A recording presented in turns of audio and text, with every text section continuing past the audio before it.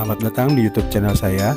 Nama saya Ayi Ahmid Nurdin. Saya salah satu mahasiswa di Universitas Pancasakti Bekasi, dan topik kali ini adalah salah satu materi dari pengantar ekonomi mikro. Dalam konteks preferensi individu, terdapat 4 asumsi dasar yang digunakan untuk menjelaskan perilaku dan pilihan preferensi seseorang. Asumsi-asumsi ini dapat membantu kita memahami mengapa individu memilih atau lebih suka satu hal dibandingkan yang lain. Berikut adalah penjelasan tentang keempat asumsi dasar tersebut.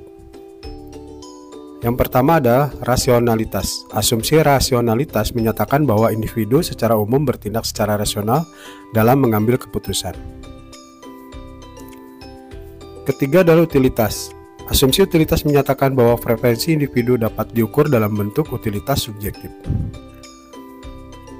Keempat, transivitas. Asumsi transivitas menyatakan bahwa preferensi individu bersifat transitif. Keterbatasan informasi. Asumsi ini mengakui bahwa individu seringkali menghadapi keterbatasan dalam akses informasi.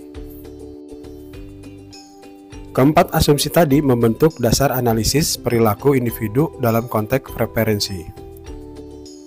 Meskipun asumsi-asumsi ini dapat memberikan wawasan yang berguna dalam memahami perilaku manusia, penting untuk diingat bahwa preferensi individu juga dapat dipengaruhi oleh faktor-faktor psikologis, sosial, budaya, dan konteks tertentu.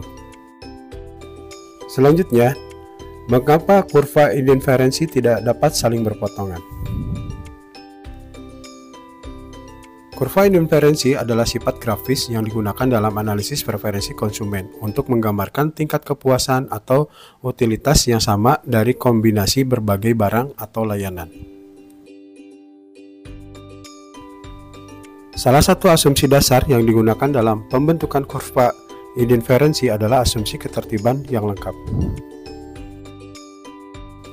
Asumsi ini menyatakan bahwa individu memiliki preferensi yang konsisten dan dapat dibandingkan secara relatif.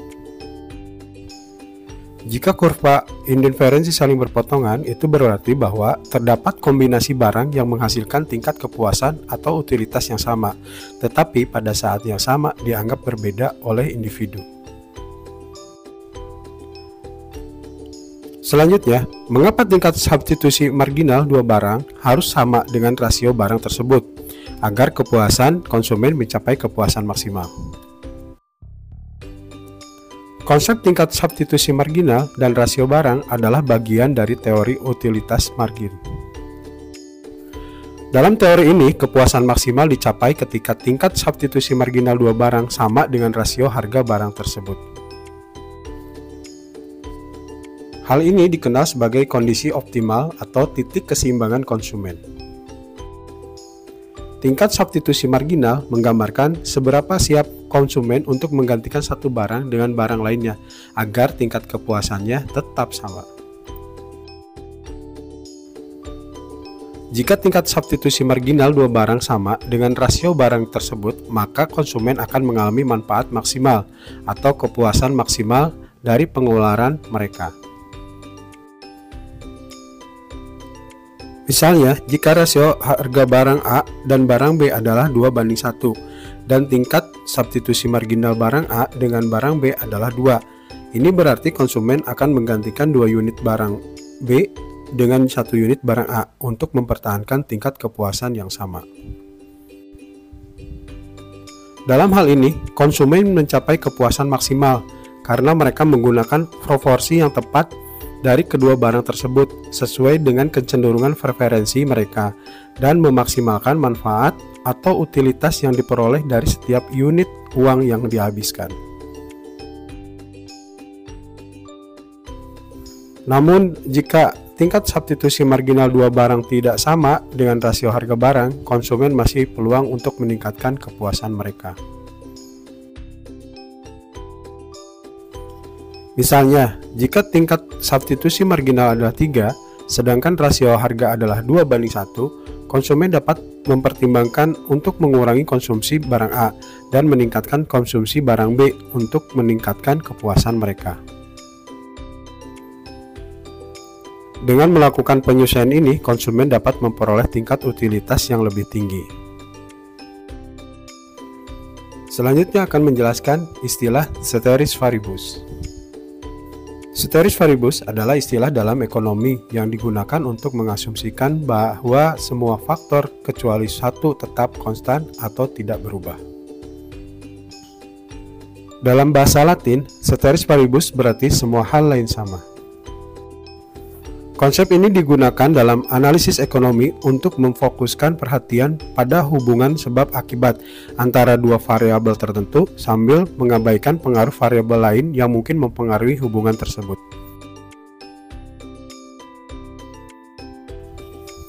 Dalam analisis ekonomi, dunia nyata sangat kompleks dan dipengaruhi oleh banyak faktor yang saling berinteraksi.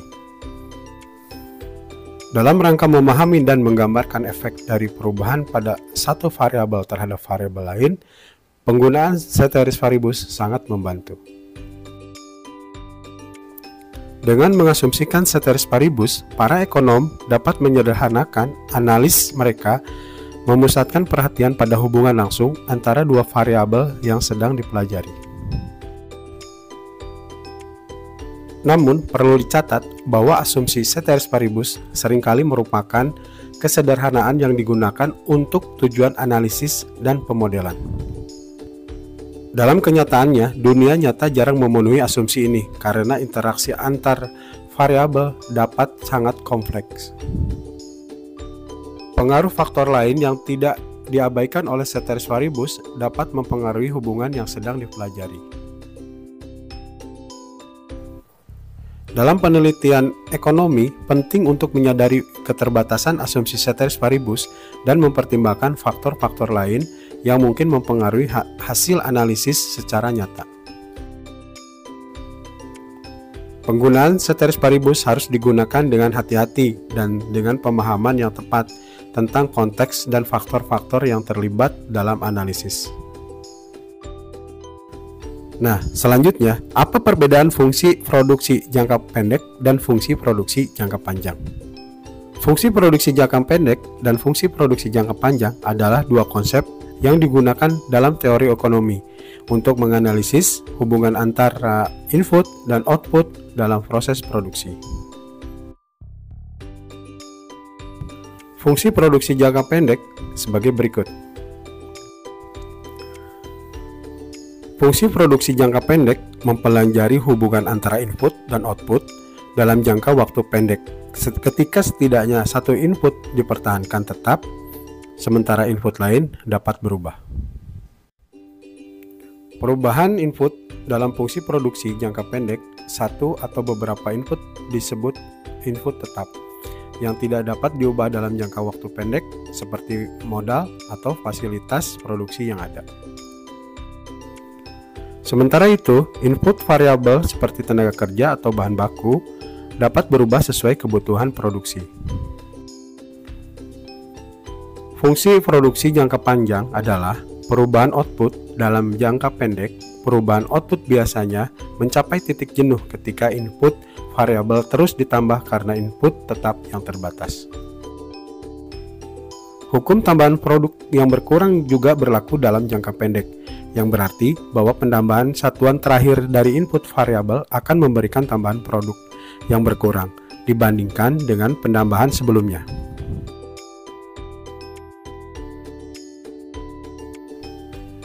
Jangka waktu yang ditinjau dalam fungsi produksi jangka pendek adalah periode di mana input tetap tidak dapat diubah, tetapi input variabel dapat diubah sesuai kebutuhan produksi. Fungsi produksi jangka panjang adalah mempelajari hubungan antara input dan output dalam jangka waktu yang lebih panjang, di mana semua input dapat disesuaikan atau berubah. Perubahan input dalam fungsi produksi jangka panjang, semua input dapat berubah, termasuk input tetap seperti modal atau fasilitas produksi. Perusahaan memiliki fleksibilitas untuk memilih dan menyesuaikan semua input sesuai dengan kebutuhan produksi. Perubahan output dalam jangka panjang, peningkatan output tidak dibatasi oleh input tetap karena semua input dapat diubah. Oleh karena itu, tidak ada batasan jangka waktu panjang dalam peningkatan output yang dicapai. Jangka waktu yang ditinjau dalam fungsi produksi jangka panjang adalah periode yang cukup lama untuk mengubah dan menyesuaikan semua input produksi, termasuk input tetap. Dalam ringkasannya, perbedaan utama antara fungsi produksi jangka pendek dan jangka panjang adalah bahwa fungsi produksi jangka pendek melibatkan setidaknya satu input tetap yang tidak dapat diubah dalam jangka waktu pendek. Sementara fungsi produksi jangka panjang melibatkan semua input yang dapat diubah sesuai kebutuhan produksi.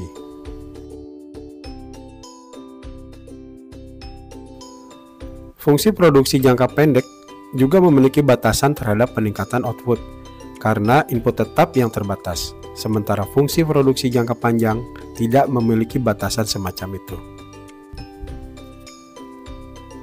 Selanjutnya, mengapa produk marginal dapat meningkat dan kemudian menurun dalam jangka pendek? Penjelasannya, produk marginal mengacu pada tambahan output yang dihasilkan ketika satu unit input variabel ditambahkan dalam proses produksi. Dalam jangka pendek, produk marginal dapat meningkat dan kemudian menurun karena adanya hukum tambahan produk yang berkurang. Hukum tambahan produk yang berkurang menyatakan bahwa ketika satu input variabel ditambahkan sedangkan input lainnya tetap, pada awalnya produk marginal akan meningkat mencapai puncaknya dan kemudian mulai menurun. Selanjutnya adalah tentang ada berapa alasan mengapa ini terjadi dalam jangka pendek. Penggunaan input tetap yang terbatas. Dalam jangka pendek ada setidaknya satu input yang dianggap tetap, misalnya modal atau fasilitas produksi yang tidak dapat diubah dengan cepat.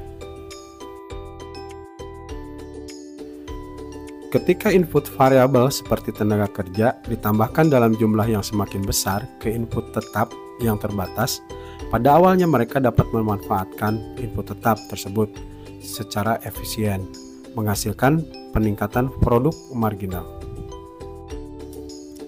Namun, saat input variabel terus ditambahkan, input tetap yang terbatas menjadi kendala, menyebabkan produktivitas marginal input variabel menjadi berkurang.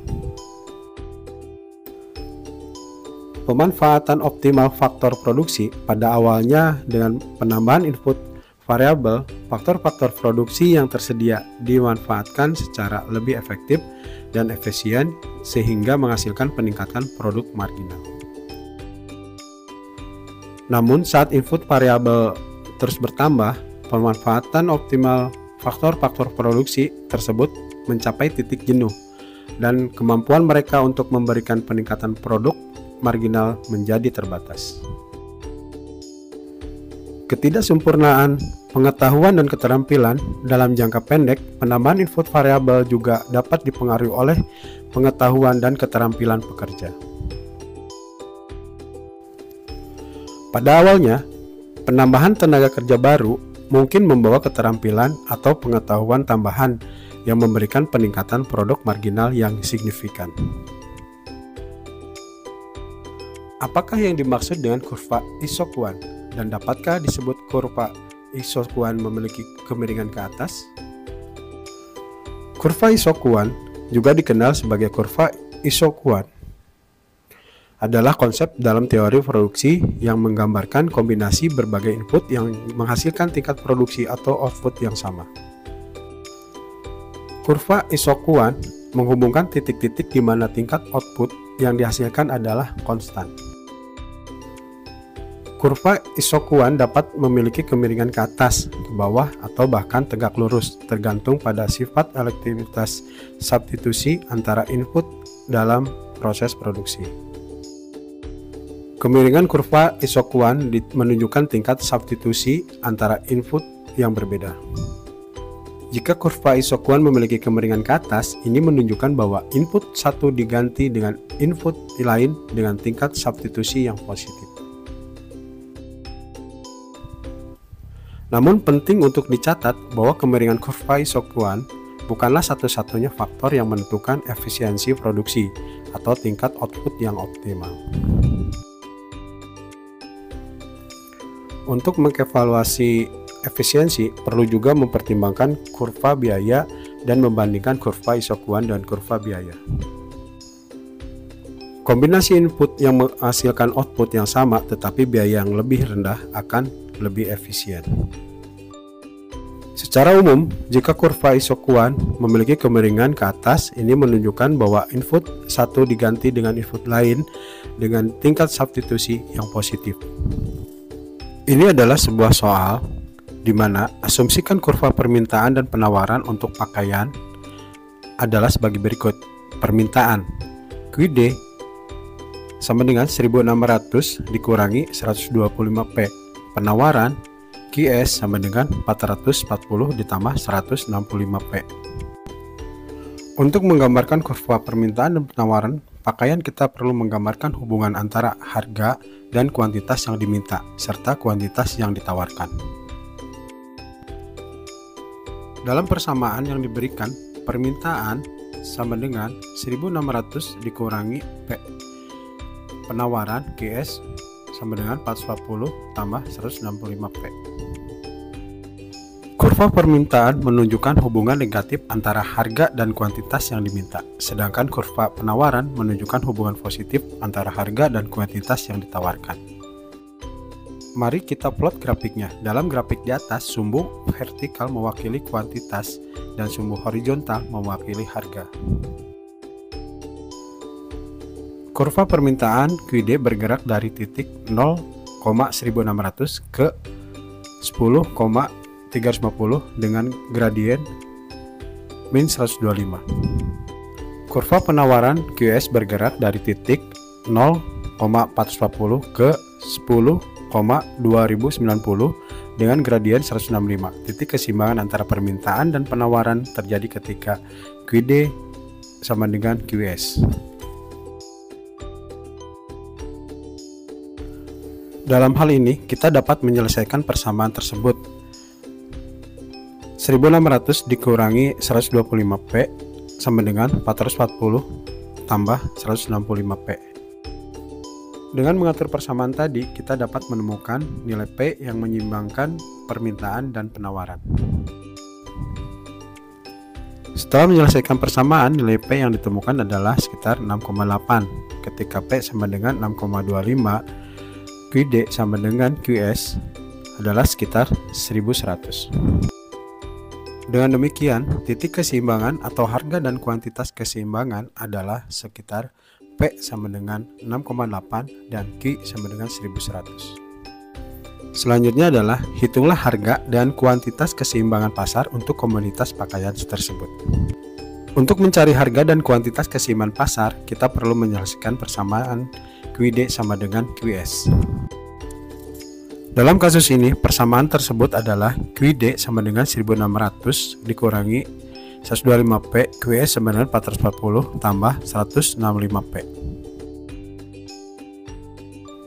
Dengan mengatur persamaan tadi, kita dapat mencari nilai P yang menyeimbangkan permintaan dan penawaran.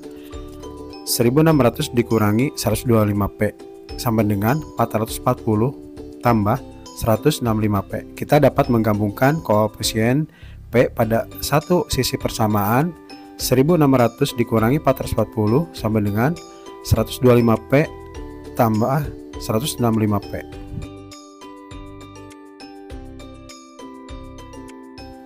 Simplikasi persamaan 1160 sama dengan 290P. Kemudian kita dapat mencari nilai P. P sama dengan 1160 dibagi 290P sama dengan 4. Setelah menemukan nilai P sama dengan 4, kita dapat mencari kuantitas keseimbangan dengan menggantikan nilai P ke dalam salah satu persamaan permintaan atau penawaran. Misalnya, kita menggunakan persamaan penawaran QS sama dengan 440 ditambah 165, QS sama dengan 440 ditambah 165 bagi 4, QS sama dengan 440 ditambah 660, QS sama dengan 1100. Jadi, harga keseimbangan pasar untuk komoditas pakaian adalah P sama dengan 4 dan kuantitas keseimbangan adalah Q sama dengan 1100. Selanjutnya adalah hitunglah fresh elasticity of supply dan fresh elasticity of demand. pada saat keseimbangan.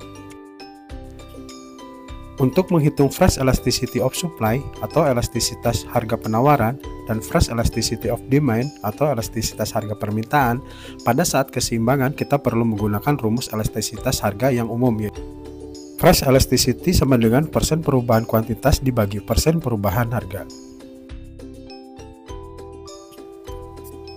Dalam kasus ini kita akan menghitung elastisitas harga penawaran dan elastisitas harga permintaan pada titik keseimbangan di mana QD sama dengan QS. Pertama kita perlu menghitung perubahan persentase dalam kuantitas atau AQ dan perubahan persentase dalam harga yaitu AP pada titik keseimbangan. Pertama kita perlu menghitung perubahan persentase dalam kuantitas atau AQ dan perubahan persentase dalam harga atau AP pada titik keseimbangan. AQ sama dengan QD kurangi QS sama dengan 1600 dikurangi 125P dikurangi 440 ditambah 165P sama dengan 1600 dikurangi 125P dikurangi 440 dikurangi 165P sama dengan 1160 dikurangi 290P AP sama dengan PD dikurangi PS sama dengan P dikurangi P sama dengan 0. Karena AP sama dengan 0 pada titik keseimbangan, elastisitas harga penawaran dan elastisitas harga permintaan akan menjadi 0 atau inelastis pada titik keseimbangan. Jadi, elastisitas harga penawaran atau fresh elasticity of supply dan elastisitas harga permintaan atau fresh elasticitas of demand pada saat keseimbangan adalah 0. Jelaskan arti fresh elasticity of supply dan fresh elasticity of demand yang Anda peroleh apabila pemerintah memberikan subsidi harga sehingga harga pakaian per unit di pasar menjadi sebesar Rp4,5. Apakah dampaknya terhadap keseimbangan pasar? Fresh elasticity of supply atau elastisitas harga penawaran mengukur respon kuantitas penawaran terhadap perubahan harga. Sementara fresh elasticity of demand atau elastisitas harga permintaan mengukur respon kuantitas permintaan terhadap perubahan harga. Dalam kasus ini, elastisitas harga penawaran dan elastisitas harga permintaan pada titik keseimbangan adalah 0, yang berarti permintaan dan penawaran pada titik tersebut bersifat inelastis terhadap perubahan harga. Ini menunjukkan bahwa penawaran dan permintaan relatif tidak responsif terhadap perubahan harga. Jika pemerintah memberikan subsidi harga sehingga harga pakaian per unit di pasar menjadi Rp4,5, ini akan mengakibatkan penurunan harga dari harga keseimbangan sebelumnya. Dampaknya terhadap keseimbangan pasar adalah sebagai berikut. Permintaan akan meningkat dan harga lebih, konsumen akan cenderung lebih banyak membeli pakaian yang menyebabkan peningkatan dalam kuantitas yang diminta. Penawaran mungkin tidak berpengaruh. Dalam kasus ini, elastisitas harga penawaran pada titik keseimbangan adalah 0, yang berarti penawaran mungkin tidak bereaksi terhadap perubahan harga subsidi. Namun, tergantung pada biaya produksi atau faktor-faktor lainnya. Penawaran juga dapat meningkatkan dalam jangka panjang jika produsen merespon peningkatan permintaan yang lebih tinggi. Akibatnya, terdapat ketidakseimbangan pasar baru dengan adanya subsidi harga.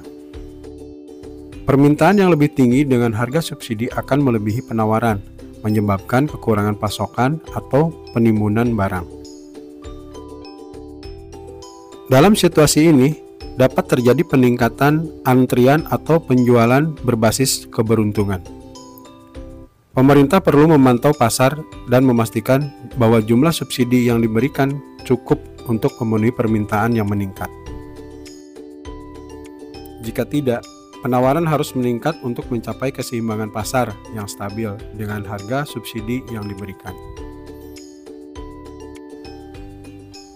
Menghitung berapa besar excess supply atau excess demand dari pakaian yang terjadi akibat kebijakan pemerintah tersebut.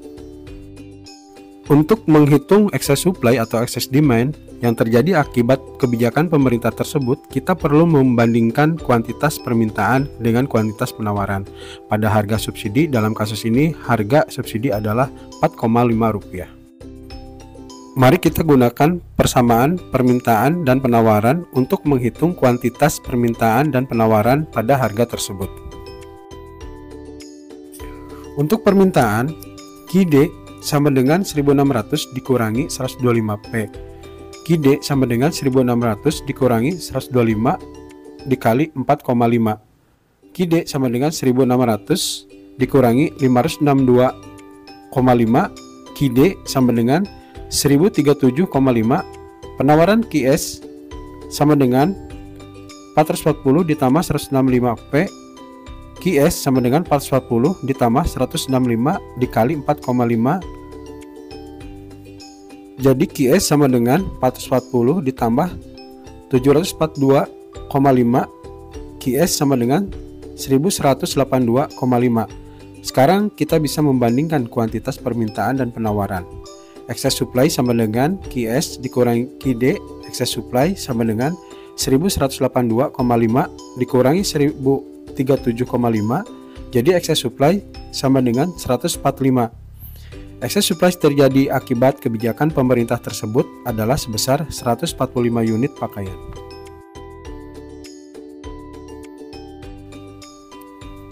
Hal ini menunjukkan bahwa dengan adanya subsidi harga dan penurunan harga pakaian, penawaran melebihi permintaan. Terdapat excess supply, yaitu penawaran yang lebih besar daripada permintaan, yang dapat mengakibatkan penimbunan barang atau penurunan harga lebih lanjut untuk mencapai keseimbangan pasar yang baru.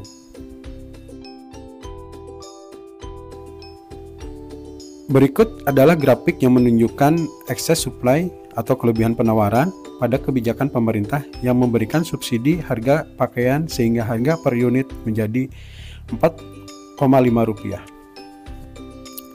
Dalam grafik di atas, kurva permintaan QD berada di bawah kurva penawaran QS pada harga subsidi Rp4,5. Jarak vertikal antara kurva permintaan dan penawaran pada harga tersebut menunjukkan excess supply atau kelebihan penawaran.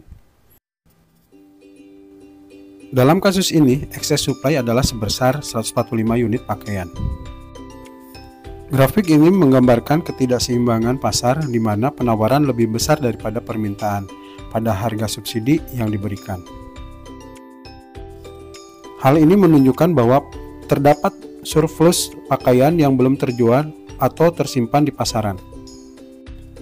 Untuk mencapai keseimbangan pasar yang baru, langkah-langkah mungkin diperlukan, seperti penurunan harga lebih lanjut atau upaya untuk meningkatkan permintaan agar sejalan dengan penawaran.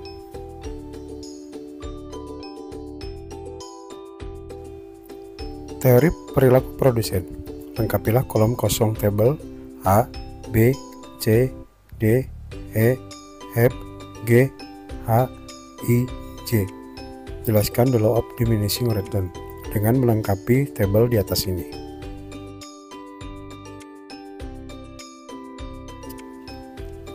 Untuk menghitung nilai total output atau TP, yaitu TO sama dengan F dikali K, L dengan TO adalah produksi total, K adalah barang modal, dan L adalah tenaga kerja.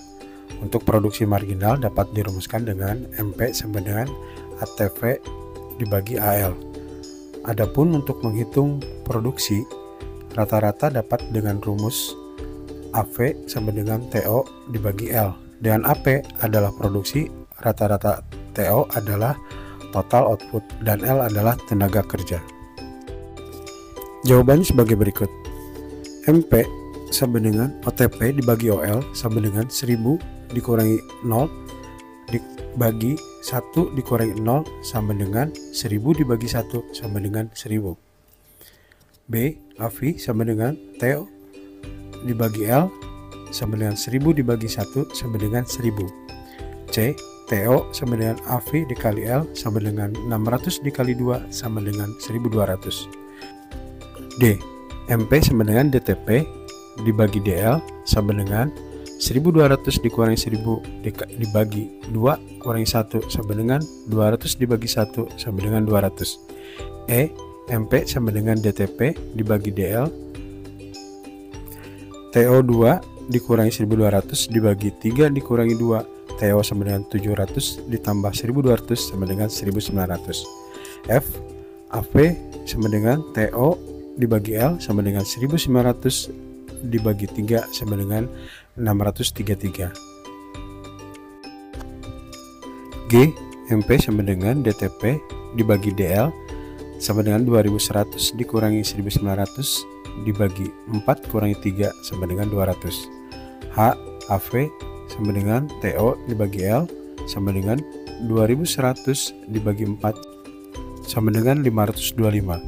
I MP sama dengan DTP dibagi DL 400 sama dengan TO2 dikurangi 2100 dibagi 5 kurangi 4 jadi TO 525. I MP sama dengan DTP dibagi DL 400 sama dengan TO2 dikurangi 2100 dibagi 5 kurangi 4 TO sama dengan 2500.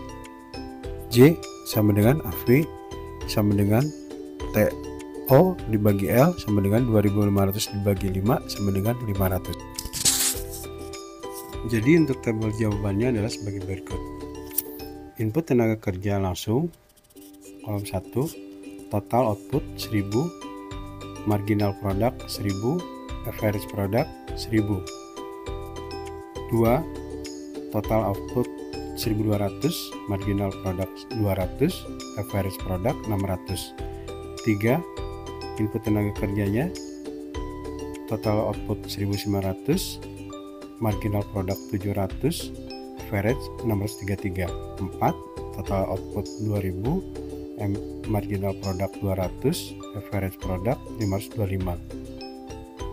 5, total output 2500, marginal product 400, average produknya 500.